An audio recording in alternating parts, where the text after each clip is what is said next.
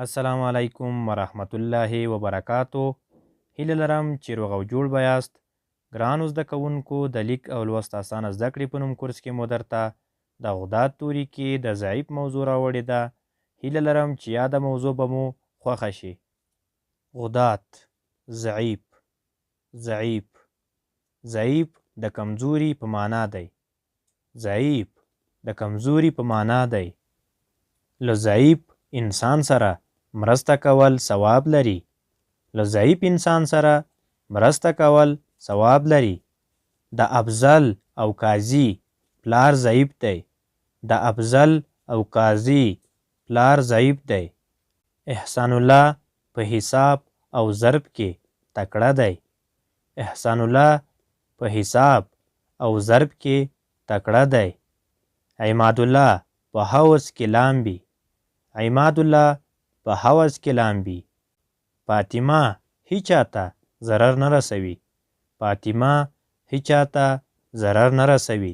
ګرانو زده کوونکو، هغه لغاتونه چې په دې متن کې سخت دي اوس به یې درته وژباړو. لغات معنا: حوض د اوبو ډنډ یا د لمبلو ځای. حوض د اوبو ډنډ یا د لمبلو ځای. ضرر، زیان، تاوان. کورنۍ دنده.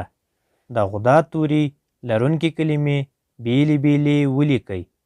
د غداد توري لرونکي کلمې بیلې بیلې ولیکئ. ګرانو زده کوونکو، د غداد توري کې مو تاسو ته 4 کلمې راوړې دي. لومړی کلمه به زه درته د تورو په بڼه ولیکمه، نورې 3 به بیا تاسو ولیکئ. ضمیر: غداد، میم، ی، ر. دا 4 توري چې سره یو ځای کړو ضمیر کلمه ترې جوړیږي. غداد، میم، ی، ر. دا 4 توري چې سره یو ځای کړو ضمیر کلمه ترې جوړیږي. نورې 3 کلمې: ضرر، حوض، ضرورت. دا 3 کلمې به تاسو د تورو په بڼه ولیکئ.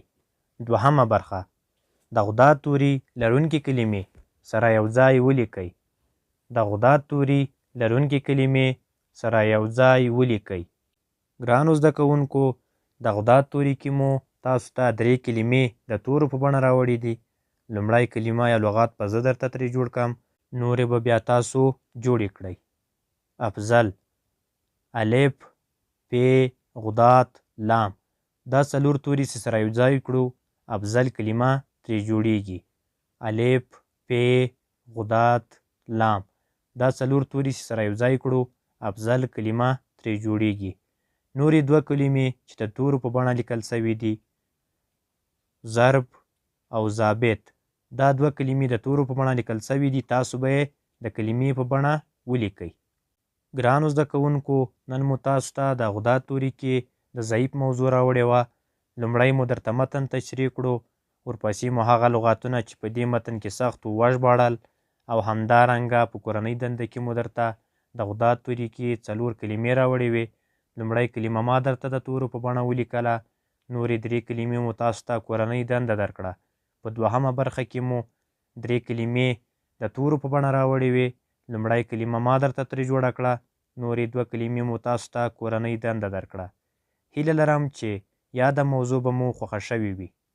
ګرانو زده کوونکو، د ضعیف موضوع ځان سره 10 ځله تکرار کړئ ترڅو په اسانۍ سره وکولی شئ لیک او لوست زده کړئ.